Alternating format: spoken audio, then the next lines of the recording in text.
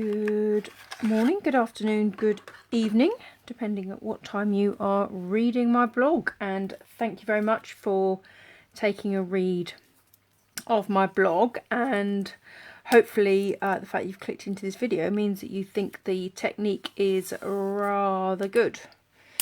So I'm going to just quickly show you how to do it. Now, I use Scotch removable tape. You can use tear and tape, but you really must take a lot of the tackiness off. So this does prevent any damage. So I have two pieces of card. So this piece is cut so that it can be the inner of a card. So it is 10 by 14.45. And then I've got an additional card that is essentially 1.5 centimeters smaller than that, so they overlay. So I'm just using my tear and tape, just popping it in the center there, and then I'm just going to stick those together.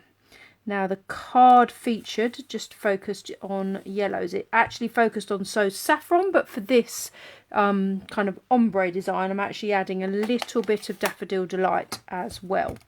So take a blending brush. Now, whether you have one dedicated to shades of yellow or whether you give it a good wash each time, if you have used it before, just make sure that it is clean. And take a little bit of ink from your pad. I tend to just run a slight brush stroke and start off your page, off what you want to have the effect on. So you can see there, just picking up the colour. So I'm going to do it slightly darker at the bottom, so I'm just picking up a little bit more colour. And by starting it off the page, it generally stops you getting a sort of blotchy colour. It will generally pick up on the edges slightly more. So I'm just creating a card inner for this, but if we're creating an inner, we might as well create a layer for another card. So that's where the top card is kind of a mask almost for that layer. So that's our Daffodil Delight. Now what I really want to do is make sure I take a bulk of that colour off that brush. It's got most of it off. So again, just picking up So Saffron, which is a paler yellow.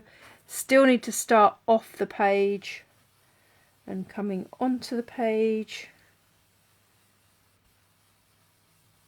I want to do a little bit of a merge in with that Daffodil Delight and then very gradually fade to the top of the card. So just creating those two layers. So that is how I have created it. And then what we do is we lift off, which is why it's important that your tape is easily removed. Then what we have is the inner for the card that you saw on my blog, which this will now fit into. So that's for a portrait card. Obviously if you were going to do a landscape card, you need to ombre from top to bottom, unless you want that ombre from side to side in that way. So it's entirely up to you how you ombre those sheets. So hopefully that's made it clear, and I look forward to seeing you again, and thank you for popping by. Bye bye.